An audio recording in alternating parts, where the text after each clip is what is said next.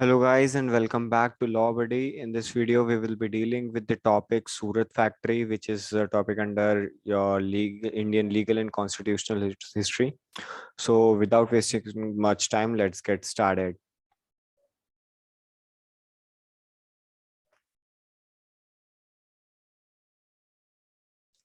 So Surat Factory शुरू करते हैं हम.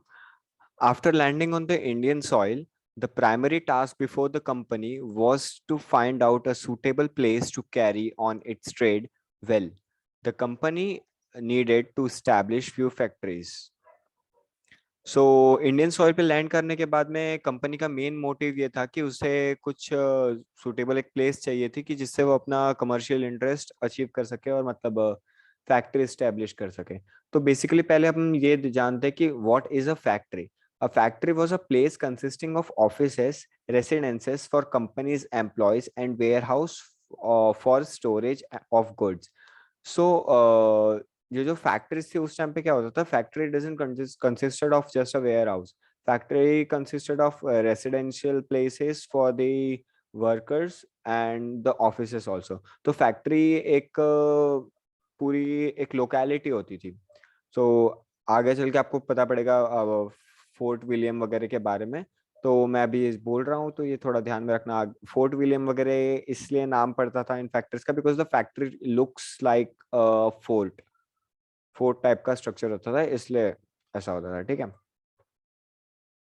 So the company selected Surat as the suitable place as a center for its trade and establishing a factory. So company ने सूरत को select किया for to initiate the trade and establish a factory. So why Surat? सूरत ही क्यों? At the time, Surat was an important commercial center and a uh, populous town within the Mughal Empire. उस time पे क्या था. Surat was a important commercial centre. एक बहुत important commercial centre था और एक बहुत ही पॉपुलर टाउन भी था मुगल एम्पायर के under. It was a good international port as from there thousand of Muslim pilgrims sailed every year to holy places in Arabia.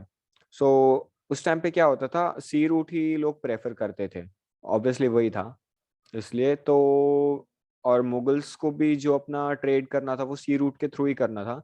तो सूरत से जो मुस्लिम पिलग्रिम्स थे जो अरेबिया जाते थे अपने होली प्लेसेस को विजिट करने, तो वो सी रूट के थ्रू ही जाते थे. तो उनको जो इंग्लिशमैन्स थे द कंपनी उनको ये और सूटेबल लगा. So but there was an issue. Portuguese वहां पे पहले से थे जो अपना ट्रेड कर रहे थे. And the Portuguese didn't like the invasion of the Englishmen over there. So Portuguese were already in occupation and they could not tolerate any interference in their commercial activities by the British in 16 by the British. और फिर 1612 में क्या हुआ. उन दोनों में एक battle हुआ और finally Portuguese lost the battle and the British man won it. और फिर वो कंपनी के जो वहाँ पे लोकल मुगल एम्परर था, Mughal governor, local Mughal governor, उनके पास में जाके उन्होंने बताया कि देखो हम इतने केपेबल है कि हम लोग सिक्योर रख सकते हैं खुद की चीजें और आपके मतलब भी इस एरिया को हम लोग अच्छे से प्रोटेक्ट करेंगे. So please grant us the permission and a place so that we can start a factory. So मैं लोकल मुगल गवर्नर इसलिए बोल रहा हूँ यहाँ पे because the factory which the company is establishing is not a permanent one. अभी के लिए वो टेम्पररी ही है.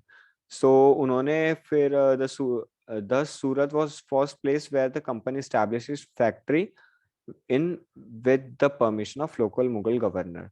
सो उन्होंने सूरत में फर्स्ट अपनी फैक्ट्री एस्टेब्लिश कर ली और फिर इसके आगे के वीडियोस में अपन जानेंगे कि और बाकी जगहों पे जो ईस्ट इंडिया कंपनी थी उसने अपने फैक्ट्रीज कैसे एस्टेब्लिश की. So this was it for the video. Hope you like the video and learn something new. Have a good day. Bye.